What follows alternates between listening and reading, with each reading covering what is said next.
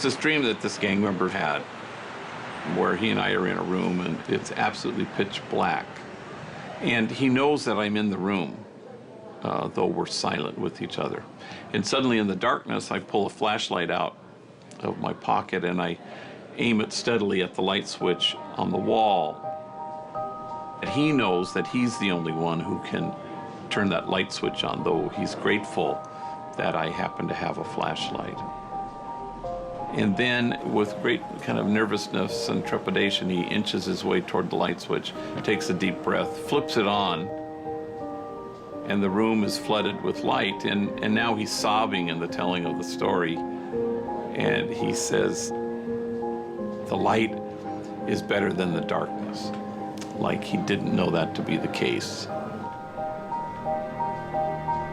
It's a kind of a touchstone story, because I suspect prior to that, I had been trying to turn light switches on for people, you know, save people. And you can't do it. I think all you can do really is know that you own a flashlight and that you happen to know where to aim it.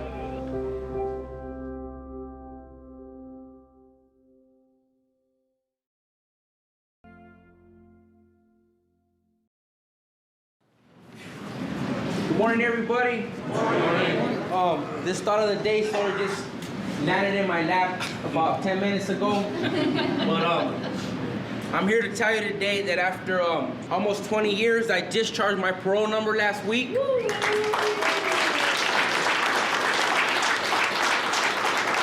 This place right here just reassured me that people get second chances.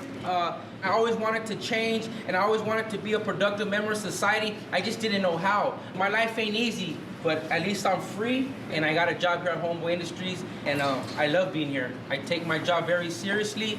This place has allowed me a second chance at life, so never give up. Have hope. Thank you.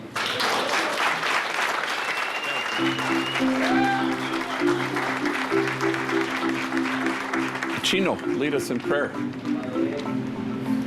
I'm Pastor Greg Boyle. I'm a Jesuit priest, founder and executive director of Homeboy Industries.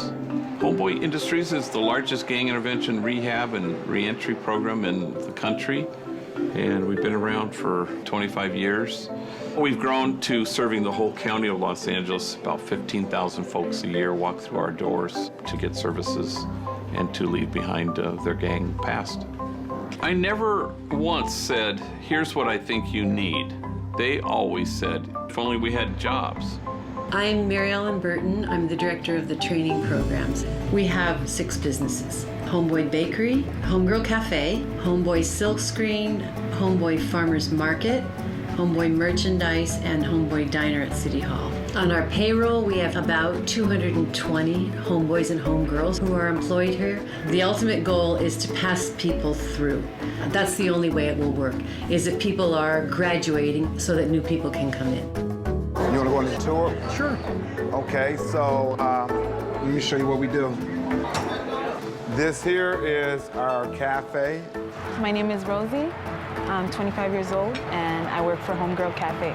It's a big learning experience for me. I didn't know nothing about cooking, so they are like, let's teach you how to chop vegetables. So then I was a prep, and then they're like, okay, you got that. Then I got moved to the back kitchen to work with the ladies who cook the majority of the food for the cafe. It's a training program. Eventually, we find them jobs out there and cafes on the streets. Okay. Where are you taking us now? We're going upstairs. What's happening? So he's getting some nice view from our bakery. I'm Herb Fingerhut. I'm Director of Bakery Operations for Homeboy Industries. We're not going to send anybody out before their time because we want to make sure they will go out and not fail. 3 days before Thanksgiving, we made 959 pies. If they come to the bakery, they're going to work. Okay. This right here is our solar training program. Hi, my name is Thaddeus Skiles. I work for Homeboy Industries, solar panel department. This is the fastest growing segment of the economy right now, jobs-wise. Some of them have jobs before they even leave. By the time they finish the program here, they are ready to get out there and work on the installs. We train them so well here that they climb the ladder really quick. I'm gonna show you guys merchandise and what the Homeboys and Homegirl makes down at the Silk Screen Factory. Right here at the Silk Screen, we print shirts, we do embroidery here, we do promotional items, pretty much anything that a customer may want us to do as far as getting the logo on the ink pen, coffee mug, line art, we could pretty much do it. So is it the way you want it now? Not quite. You're a perfectionist. Yes, I am. I just want the customer to be happy. We even have little homegirl. We have one for dogs now, too. And next, we're going to go inside what we call headquarters. Things just evolved. They kept telling us more and more things, like case management, mental health counselors, curricular things from anger management to parenting. Tattoo removal became clear as an obstacle. It's very painful. It's about 10 times more painful than the actual tattoo, and but it's worth it. So I'm gonna give you a test shot first, okay? Just so you know what it feels like. Here's the test shot. You feel that? Yeah. Man. It hurts, huh? Yeah. Nobody removes more tattoos in the entire world, you know, besides Homeboys, absolutely for free. For last month, we had 795 clients come in with multiple tattoos. Just one of the many programs that we do here. Narcotics Anonymous, Alcoholic Anonymous, we have parenting class. We have domestic violence classes and life skills classes. We have a charter high school. These two officers right here are our job developers. We will do your resume, we will dress you if we have to. We have over 45 different programs here at Homeboys Industries. Oh, and we have an attorney, free legal services.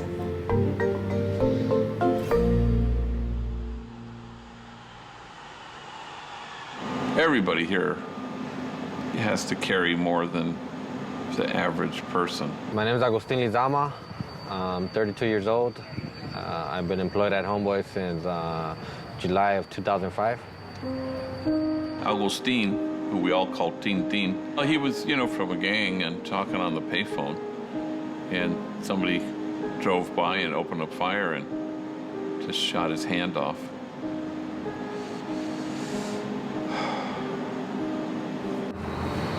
So this is what happened to me at the age of 12. At the age of 13, seeing my friend get shot in the back of the head and just those vivid memories, that I have. What happened to me, I would never wish it upon nobody. And at 12 years old, after my mom and father divorced, she ended up bringing this other guy in who used to abuse her and everything, and he almost killed her one time. And, you know, every time he would do something to her, I would do something to him. Hit him with a rock, a bat, or a stick.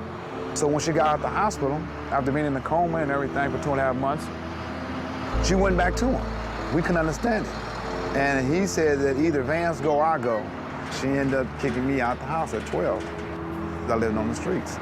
And after that, my life has never been the same. I resorted to gangs. At the age of 20, that's when I caught my attempted murder. That sentence really kind of did it for me. Came out like at 25 years old, and I was like, I want to do something with my life, you know? I mean, I'm not the smartest individual, but like I felt that I had a lot in me to give out.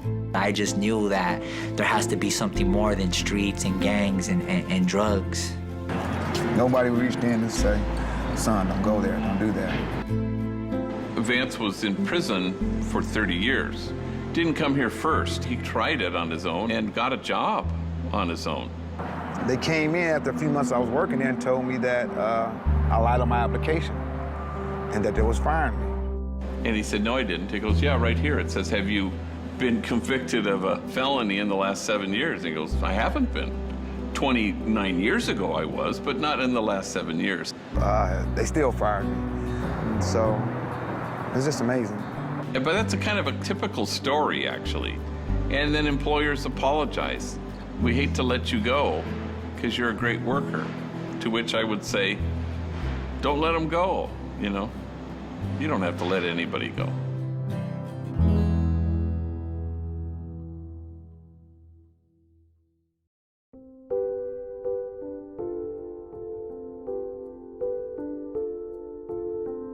I'm a Jesuit priest.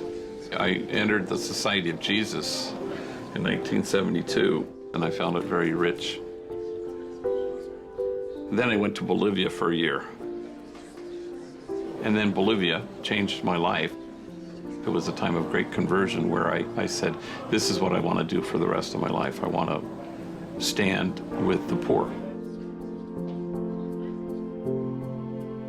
That was where I wanted to be. And that evolved even more to want to stand with the easily despised, the readily left out, the excluded, to imagine a circle of compassion and then work to see that nobody is excluded from that circle. And how do you dismantle those barriers that exclude? All that stuff kind of energized me. Then I came back here to Los Angeles in 1986. I asked the Jesuits to send me to the poorest place. And so that brought me to Boyle Heights to Dolores Mission. It was the poorest parish in the city of LA. And the Jesuits assigned me there. And I buried my first gang member in 1988. A kid who was an identical twin who was stabbed to death. And then after that, it was quite a succession of stuff. 8 funerals in a 3-week period at one point. And then sort of the scales fell from my eyes. This was the rise of crack cocaine, and it was just a time of, great unrest and upheaval and violence and drug selling. And when they write the history of gangs in LA, the decade of death will be 88 to 98, just very intense, It's hard to even reclaim now how truly violent and dangerous it was back then. Shootings morning, noon, and night, and so it was just out of control, really. So we needed to take care of this. So we did.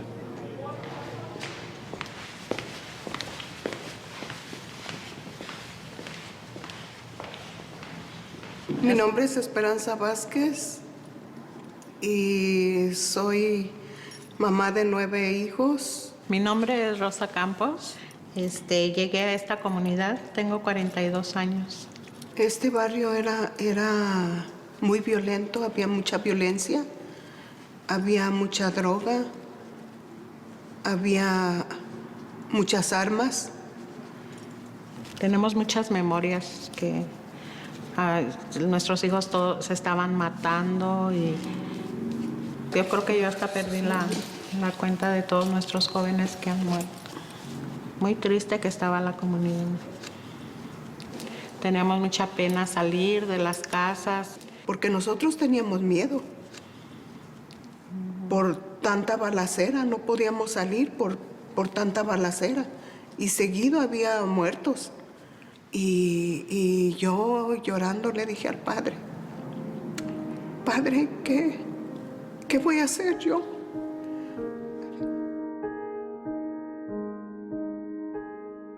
I was a pastor of a parish in a very defined geographic turf. And all these 8 gangs lived in my turf. So you had a choice as a priest to, bury my head in the sand or to roll up my sleeves. Myself and the women in the parish, we chose to roll up our sleeves. Y pues el padre decía, tienen que salir, tienen que andar afuera y pues to respond to concrete needs, to actually listen to gang members. Nobody wanted to just tell people, do good and avoid evil, or Jesus loves you. We listened and we tried to respond to what it was that they asked of us. Y así empezamos a salir sin miedo. Nos tuvimos que envolver y tuvimos que salir. So I walked out into the projects and I said, if I found a school that would take you, would you go? And they all, to my surprise, said yes, and then I couldn't find one that would take them. So we had to start one. So we turned the convent into a school. Then we started to do different things. What do you need? How can I help? Little by little, they kept telling us, if only I had a job. And so myself and the women, we marched around the projects, trying to find felony-friendly employers. Pero pues no les daban.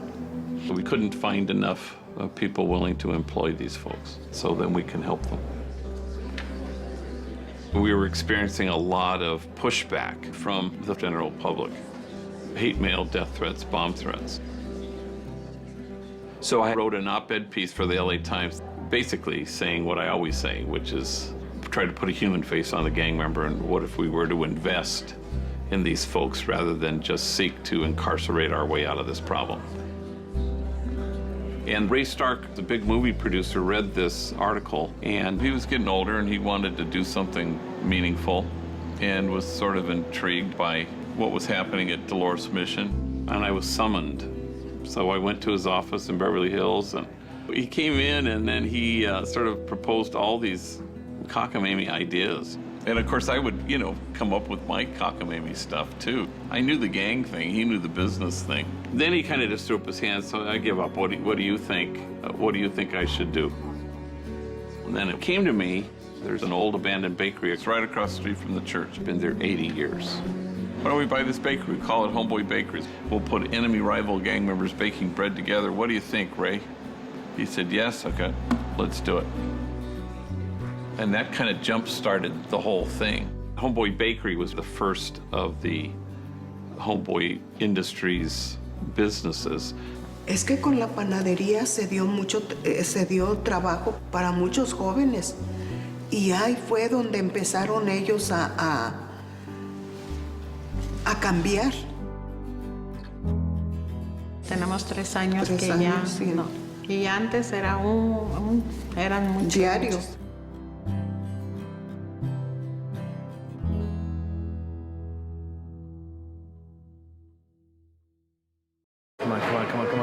Come on.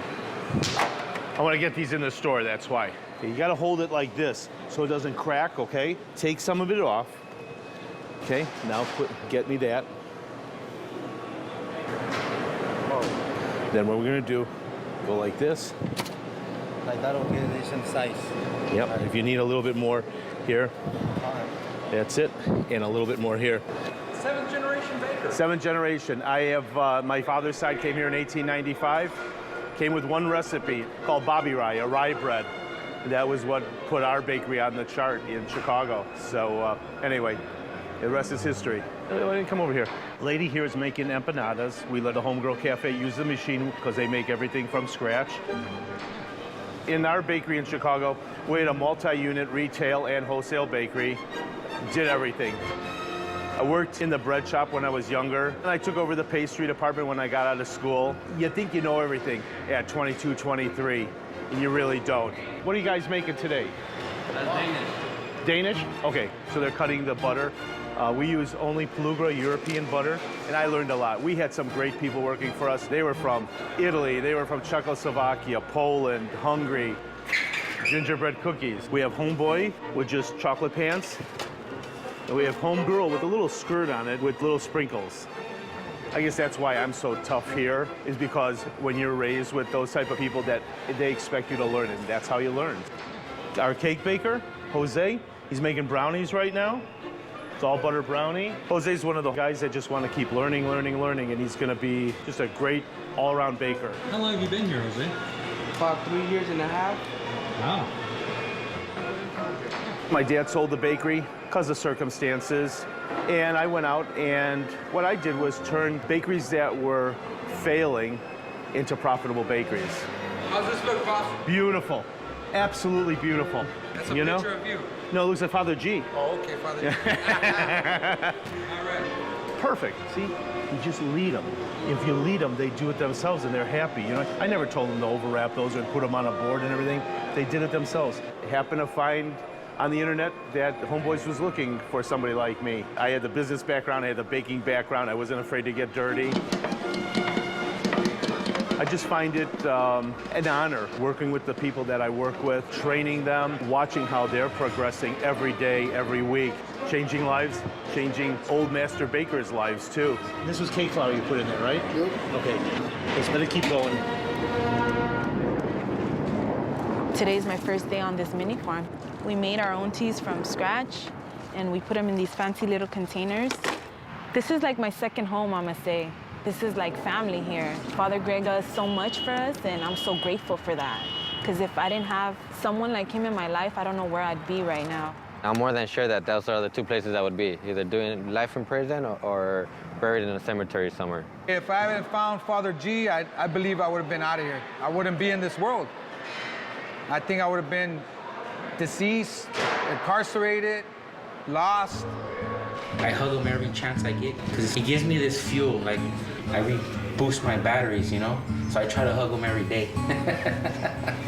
Hey, good morning. Oh no, it's 3:30. A lot of us were broken, and the healing is really needed. A lot of it's spiritual. This has allowed me to build my foundation. It has allowed me to have good work ethics, to be accountable, to be responsible, and to know that people depend on you. You gotta suit up and you gotta show up. I do catering now, so I have accomplished a lot since I've been at Homeboys. I have my own apartment. I relocated closer to here. I have my daughter. She's a good student. She just got Student of the Month. She made it to honor rolls. So I'm doing something right, and I'm free. Thanks so much for talking to us. You're welcome. You're welcome. Now I'm one of his council members, sit on his council with him and make all the big decisions. I teach classes, and I'm a motivational speaker here, so I go out and speak all over. It all started for me right here. I've been able to discharge from parole. I now have my own apartment. I'm not living on the streets. I've been drug-free for 2 years. I'm a senior navigator, kind of helping Father G run this place. I'm also in charge of the domestic violence department. He runs our DV and our anger management stuff. It's our most popular class. And it's because he runs it. Like I said, I always knew there was something in me, but I didn't know where, and I found acting. I've been in the acting industry for like 3 years. I started getting training. I got an agent, and I've been working. I'm also a blessed man to be having my family. I have 2 kids. I have a son, Adrian. I have my daughter, Bella. A lot of these kids, we didn't have options, and there's so much out there. The day won't ever come when I have more courage, or I am more noble, or I'm closer to God than these folks, simply by virtue of the fact that they've had to carry more than I've ever had to carry. This place moves you quickly to a place of awe at what they have to carry, rather than judgment at how they carry it. And awe is where we need to be.